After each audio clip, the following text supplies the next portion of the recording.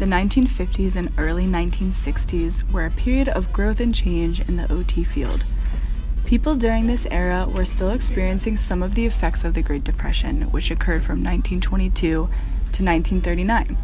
As people were laid off and had a change in roles, the Great Depression taught occupational therapists about the impact of not being able to engage in occupations. During this time period, known as the rehabilitation movement, there was more of a focus on techniques based in science. Prior to this, there was a focus on arts and crafts as a form of rehabilitation. This shift in focus was largely due to the needs of patients during World War II.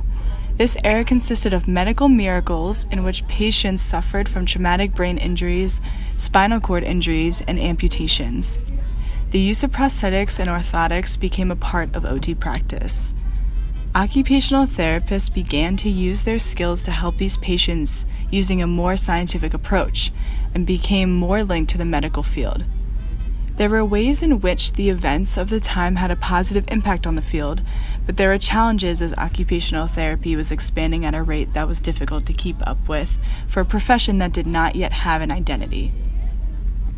According to Mary Reilly, in the first several decades of our existence, medicine offered us a tranquil and supportive setting.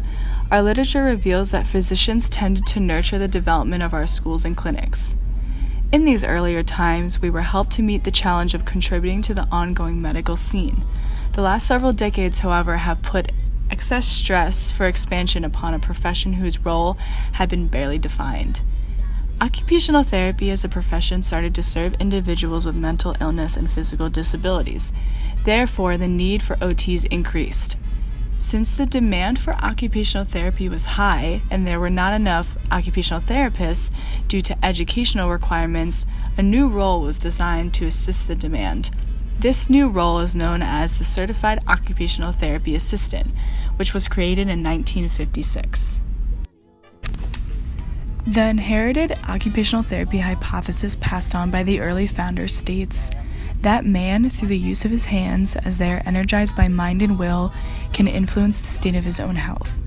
This implies that there is a reservoir of sensitivity and skill in the hands of men which can be tapped for his health. Along with that, it entails the rich adaptability and durability of the central nervous system, which can be influenced by experiences. Concluding that man, through the use of his hands, can creatively deploy his thinking, feelings, and purposes to make himself at home in the world, and to make the world his home. In terms of vital needs, Mary Reilly explains that when man is born, the stage is set for him. He has to eat, drink, sleep, and protect himself from his enemies. Therefore, for his self-preservation, he must work and produce.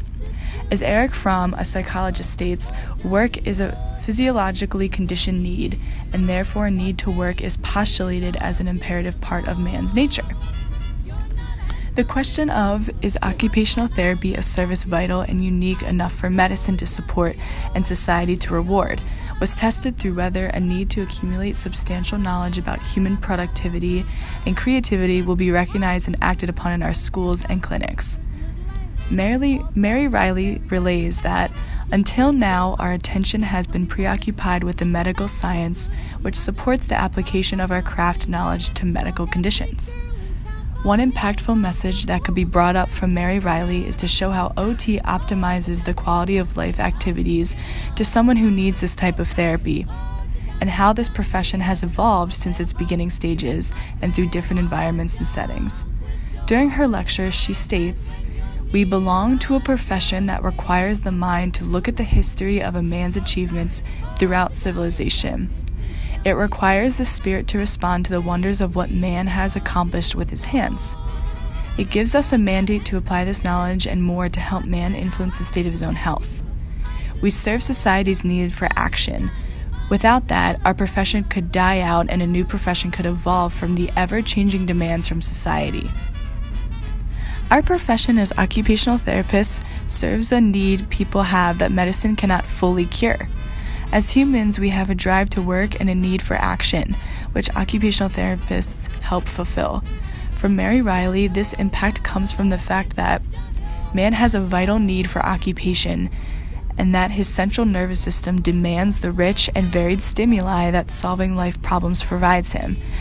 and that this is the basic need that occupational therapy ought to be serving. This was supported by the laboratory conditions of isolation when man was found to suffer profound disturbances of his thought processes. This sensory deprivation experiment confirmed the concept that the mind cannot continue to function efficiently without constant stimuli from the external world.